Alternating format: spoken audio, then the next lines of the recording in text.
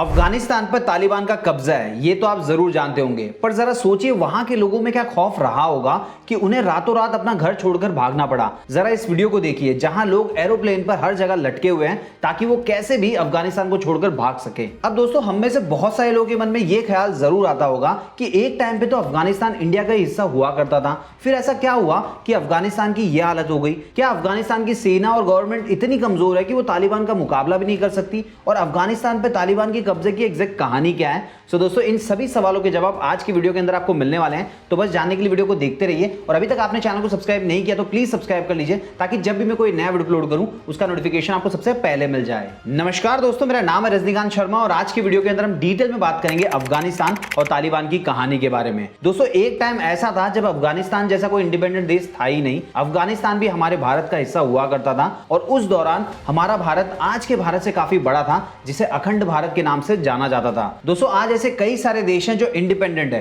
पर एक टाइम पे वो अखंड भारत का हिस्सा हुआ करते थे, जैसे कि Afghanistan, Pakistan, Nepal, Bhutan, Tibet, Myanmar, Bangladesh, Sri Lanka, Malaysia, Thailand, Maldives, Indonesia और भी कई सारे देश थे। अब दोस्तों, अगर हम बंटवारे की बात करें तो हमारे दिमाग में सबसे पहले आएगा 1947 इंडिया और पाकिस्तान का बंटवारा। लेकिन शायद ही कुछ लोग ऐसे होंगे जिनको यह पता होगा कि अफगानिस्तान हमसे कब अलग हुआ। देखिए, आज पूरी दुनिया में 195 कंट्रीज है, लेकिन एक टाइम ऐसा था जब इतनी सारी कंट्रीज नहीं हुआ करती थी। उस टाइम पे राजवंश चला करता था जिसको इंग्लिश में कहते हैं डायनेस्टी। अफगानिस्तान का जिक्र आपको महाभारत में भी मिल जाएगा। उस वक्त इसका नाम हुआ करता था गांधार। महाभारत में दो पक्ष थे, एक पांडवों का और दूसरा कौरवों का। और कौरवों की जो मां थी उनका नाम था गंधारी और गांधारी के जो भाई थे वो थे शकुनी, जो कि आज के अफगानिस्तान से बिलोंग करते थे। और गांधारी का नाम भी इसीलिए गांधारी पड़ा क्योंकि वो गांधार की राजकुमारी थी। दोस्तों, 7वीं और 8वीं सदी तक अफगानिस्तान में बौद्ध धर्म बहुत फल फूल रहा था क्योंकि उस दौरान हिंदू शाही के राजा राज किया करते थे। साल 980 में अफगानिस्तान पर राजा जयपाल का राज हुआ करता था।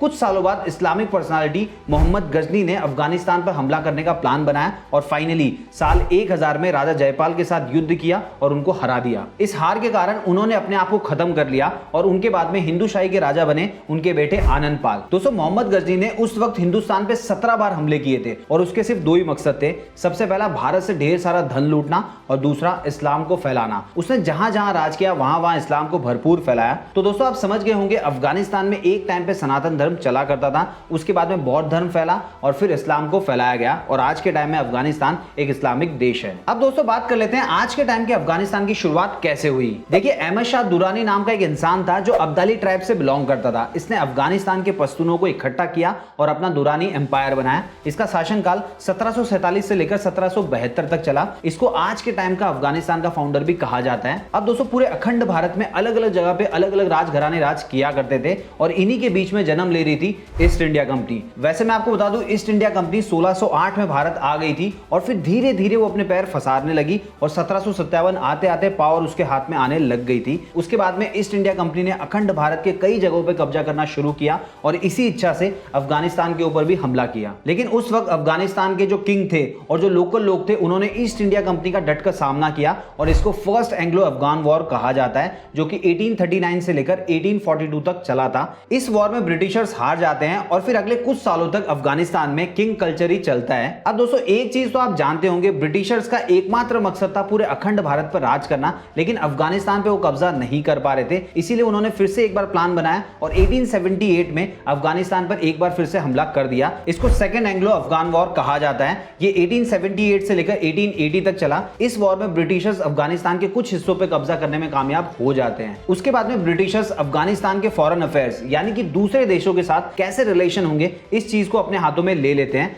इस दौरान भी अफगानिस्तान में किंग कल्चर ही चल रहा था, लेकिन वो सिर्फ इंटरनल पॉलिसीज को देखते थे और ब्रिटिशर्स एक्सटर्नल पॉलिसीज को देखने लगे। दोस्तों, एक यूनिवर्सल लॉ है, जो चीज ऊपर जाती है वो चीज नीचे भी आती है और ऐसा ही कुछ हुआ ब्रिटिशर्स के साथ। धीरे धीरे उनका पावर कम होता जा रहा था क्योंकि पूरे भारत में उनका विरोध होने लगा और उनको समझ में नहीं आ रहा था कि वो कहां कहां ध्यान दे, इंटरनली अपनी पोजीशन को स्ट्रांग बनाए रखें या फिर बाहर के देशों से लड़े। उस वक्त ब्रिटिशर्स को एक बात पता थी कि सोवियत यूनियन हम पे कभी भी हमला कर सकती है और अगर वो हमला करती है तो अफगानिस्तान के रास्ते से ही करेगी। इसलिए ब्रिटिशर्स का अफगानिस्तान के ऊपर कब्जा करना बहुत ज्यादा जरूरी था, तो उन्होंने अपनी पूरी ताकत के साथ 1919 में एक बार फिर से अफगानिस्तान पर हमला किया, जिसको थर्ड एंग्लो अफगान वॉर कहा जाता है। वैसे दोस्तों ये लंबे समय तक नहीं चल पाया, क्योंकि रीजन मैं आपको ऑलरेडी बता चुका हूं। हर जगह से ब्रिटिशर्स का विरोध हो रहा था, उनको समझ में ही नहीं आ रहा था कि वो करे तो करे क्या। तो फाइनली अगस्त 1919 में अफगानिस्तान के राजा अमनुल्लाह खान और ब्रिटिशर्स के बीच में एक ट्रीटी होती है, जिसे ट्रीटी ऑफ रावलपिंडी कहा जाता है। इस ट्रीटी के तहत अफगानिस्तान को एक इंडिपेंडेंट देश बना दिया गया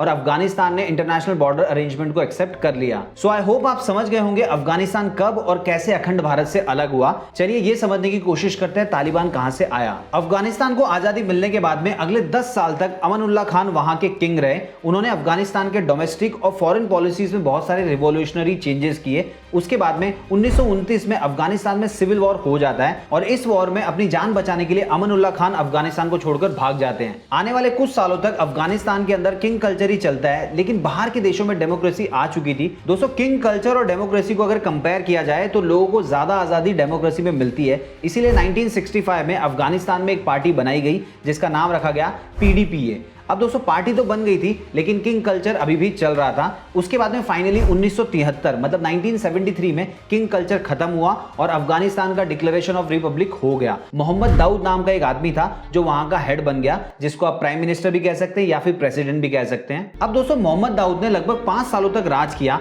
लेकिन इन 5 सालों में PDPA के टुकड़े हो गए। कुछ ऐसे लोग थे जिनका मानना था कि डेमोक्रेसी की वजह से लोगों को कुछ ज्यादा ही आजादी मिल रही है और कहीं ना कहीं वो हमारे कल्चर और रूट्स को खराब कर रही है। वहीं कुछ लोग PDPA के डिसीजंस को सपोर्ट कर रहे थे। सोवियत यूनियन देखता है कि अफगानिस्तान में एकता नहीं है, इसलिए 1978 में वो हमला कर देता है और अमेरिका ये नहीं चाहता था कि सोवियत यूनियन अफगानिस्तान पर कब्जा कर ले। इसके लिए उन्होंने पाकिस्तान के अंदर अफगानिस्तान के लोगों को ट्रेनिंग देनी शुरू की ताकि वो सोवियत यूनियन के खिलाफ लड़ सके और इनको मुजाहिदीन कहा जाता है। अमेरिका हर तरीके से सपोर्ट प्रोवाइड कर रहा था, पैसों का, हथियारों का, और जो भी सपोर्ट चाहिए था वो सब कुछ उनको दे रहा था। सोवियत यूनियन 1978 से लेकर 1988 तक मतलब 10 सालों तक अफगानिस्तान पर कब्जा करने की कोशिश कर रही थी, लेकिन इन मुजाहिदीन की वजह से कभी भी सक्सेसफुल नहीं हो पाई और फाइनली 1988 में सोवियत यूनियन अफगानिस्तान को छोड़कर चली गई। उसके बाद में 1989 में अफगानिस्तान में एक बार फिर से सिविल वॉर शुरू हो गए। इसमें मुजाहिदीन अफगानिस्तान की गवर्नमेंट के खिलाफ लड़ने लगे। फाइनली 1992 में पेशावर अकॉर्ड साइन किया गया ताकि अफगानिस्तान में शांति कायम की जा सके। अब दोस्तों ये जो मुजाहिदीन थे इनमें भी टुकड़े हो गए और अलग अलग ग्रुप बन गए। इन सभी ग्रुप्स को अलग अलग देशों से फंडिंग मिलने लगी, जैसे कि किसी को पाकिस्तान से, किसी को सऊदी अरब से, किसी को इराक से। सितंबर 1994 में मुल्ला मोहम्मद अमर और उसके साथ 50 स्टूडेंट ने मिलकर एक ग्रुप बनाया जिसका नाम रखा गया तालिबान। तालिब का मतलब होता है रिलीजियस स्टूडेंट। दोस्तों ये जो 50 स्टूडेंट थे वो मदरसे में इस्लामिक स्टडीज किया करते थे, इसीलिए इन्होंने अपने ग्रुप का नाम तालिबान रखा होगा। इनका मानना था कि अफगानिस्तान में इस्लामिक सभ्यता को वो जगह नहीं मिल पा रही है जो जगह इस्लाम डिजर्व करता है, इसीलिए अफगानिस्तान पर बाहर के लोग हमेशा आकर राज करते रहे। इन्होंने शपथ ली कि अफगानिस्तान से सभी बाहर के लोगों को और क्रिमिनल्स को निकाल फेंकेंगे। तालिबान ने प्रचार करना शुरू किया कि PDPA की सरकार किसी भी काम की नहीं है, पिछले कई सालों से कोई खास डेवलपमेंट नहीं हुआ है और आने वाले टाइम में भी नहीं हो पाएगा। अगर हमको डेवलपमेंट चाहिए तो हमें खुद ही कुछ करना होगा और तालिबान बहुत कुछ करना चाहता है। अगर आप चाहें तो हमारे साथ जुड़ सकते हैं। उसके बाद में बहुत सारे स्टूडेंट, आर्मी में काम करने वाले लोग और भी कई तरीके के लोग तालिबान के साथ जुड़ने लगे और देखते ही देखते कुछ ही महीनों में तालिबान में लगभग 15,000 लोग जुड़ गए थे। उसके बाद में तालिबान ने गवर्नमेंट के खिलाफ लड़ना शुरू किया और कुछ ही टाइम में बड़ी बड़ी सिटीज पर कब्जा कर लिया। 1996 आते आते तालिबान पावर में आ गया और सरकार पूरी तरीके से खत्म हो गई। दोस्तों सिर्फ 2 सालों के अंदर ही तालिबान ने पूरे अफगानिस्तान पे कब्जा कर लिया और शुरुआत होती है इस्लामिक एमिरेट तालिबान राज की। दोस्तों तालिबान के कानूनों ने अफगानिस्तान में खौफ पैदा कर रखा था, जैसे छोटी से छोटी गलती के लिए मौत की सजा, किसी ने अगर चोरी कर ली तो उसके बॉडी पार्ट्स को डैमेज कर दिया जाता था। इसके अलावा म्यूजिक, टेलीविजन, सिनेमा ऐसी कोई भी चीज वहां पे अलाउड नहीं थी और जो पुरुष थे वो अपने आप को क्लीन शेव नहीं रख सकते थे, दाढ़ी बढ़ाना कंपलसरी था। औरत जब भी घर से बाहर निकलेगी बुरखे में निकलेगी और वो सिर से लेकर पैर तक ढकी हुई होनी चाहिए। औरत अकेले घर से नहीं निकल सकती, उसके साथ कोई ना कोई मर्द होना जरूरी है। 10 साल तक की लड़कियां स्कूल नहीं जा सकती। ऐसी और भी कई सारे कड़े कानून तालिबान ने लागू किए थे जिससे अफगानिस्तान की जनता को बहुत ज्यादा परेशानी उठानी पड़ी। वहां के लोग कुछ कर भी नहीं सकते थे क्योंकि पूरा का पूरा अफगानिस्तान तालिबान के कब्जे में था। इसके अलावा दोस्तों तालिबान के राज में अफगानिस्तान में कुछ भी डेवलपमेंट नहीं हुआ। उस वक्त अफगानिस्तान में पानी की कमी थी, इलेक्ट्रिसिटी बहुत ही कम हुआ करती थी, कुछ ही घरों के अंदर टेलीफोन की सुविधा उपलब्ध थी, सड़कें खराब थी और बेसिक जरूरतें जैसे कि खाना, रहना और दूसरी फैसिलिटीज की भी बहुत ज्यादा कमी थी। तालिबान के राज में सबसे ज्यादा न्यूबॉर्न बेबीज की मौत हुई। जितने भी बच्चे जन्म लेते थे उनमें से 25% से ज्यादा 5 साल तक नहीं नहीं जी पाते थे। इनकी मौत होने के पीछे सबसे बड़ा कारण था फैसिलिटीज की कमी होना। 1996 से लेकर 2001 तक तालिबान का राज रहा। बिना उनकी मर्जी के एक पत्ता भी हिल नहीं सकता था, लेकिन फिर तालिबान ने एक गलती कर दी जिसका खामियाजा उनको अपनी सत्ता गंवाकर उठाना पड़ा। आपको याद होगा 2001 में अमेरिका में वर्ल्ड ट्रेड सेंटर पर हमला हुआ था, जिसको ओसामा बिन लादेन ने करवाया था और तालिबान ओसामा बिन लादेन को सपोर्ट किया करता था। उस टाइम अमेरिका के प्रेसिडेंट थे जॉर्ज डब्ल्यू बुश। इन्होंने तालिबान से कहा कि हमें ओसामा बिन लादेन चाहिए। तालिबान ने कोऑपरेट करने से मना कर दिया। इसीलिए दोस्तों कहा जाता है कि अगर आप सांप पालोगे तो डसेगा जरूर, और ऐसा ही कुछ हुआ अमेरिका के साथ भी। जिस अमेरिका ने सोवियत यूनियन से लड़ने के लिए हर प्रकार का सपोर्ट दिया, आज उसी के साथ कोऑपरेट करने के लिए तैयार नहीं थे। उसके बाद में अमेरिका ने 1 लाख सोल्जर्स को अफगानिस्तान में भेजा और कुछ ही महीनों में तालिबान का राज खत्म हो गया। दोस्तों तालिबान का सिर्फ राज खत्म हुआ था, लेकिन तालिबान नहीं, क्योंकि अमेरिका का कब्जा बड़े बड़े शहरों पे था, लेकिन गांव साइड में तालिबान अभी भी एक्टिव था और वो हमेशा हमला किया करता था। अमेरिका की मदद से 2005 में अफगानिस्तान में एक बार फिर से गवर्नमेंट बनाई गई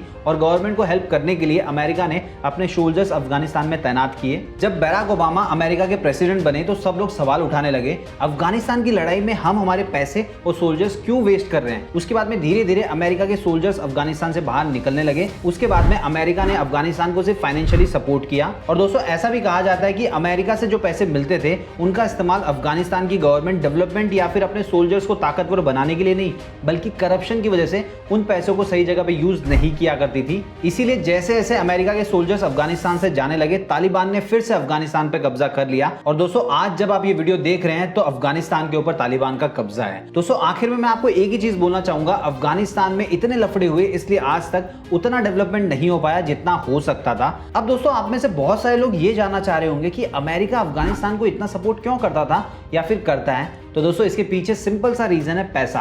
अफगानिस्तान में बहुत सारे नेचुरल रिसोर्सेस हैं, मिनरल्स हैं। पूरी दुनिया में जो भी अफीम सप्लाई की जाती है उसकी सबसे ज्यादा खेती अफगानिस्तान में ही होती है। इसके अलावा हम जो हींग खाते हैं वो भी ज्यादातर अफगानिस्तान से ही आती है। इसके अलावा दोस्तों आपको क्या लगता है अमेरिका का क्या स्वार्थ रहा होगा अफगानिस्तान को सपोर्ट करने का? कमेंट बॉक्स में लिख के जरूर बताइएगा। इसके अलावा अगर आपको ये वीडियो पसंद आया तो वीडियो को लाइक कीजिए, इस वीडियो को अपने सभी फ्रेंड्स, फैमिली मेंबर और जान पहचान लोगों के साथ शेयर कीजिए। चैनल को सब्सक्राइब नहीं किया तो प्लीज सब्सक्राइब कर लीजिए। अगर आप चाहें तो मुझे इंस्टाग्राम पर भी फॉलो कर सकते हैं। मेरा इंस्टा आईडी है _रजनीकांत शर्मा। मिलते हैं दोस्तों अगले वीडियो में फिर एक नई कहानी के साथ।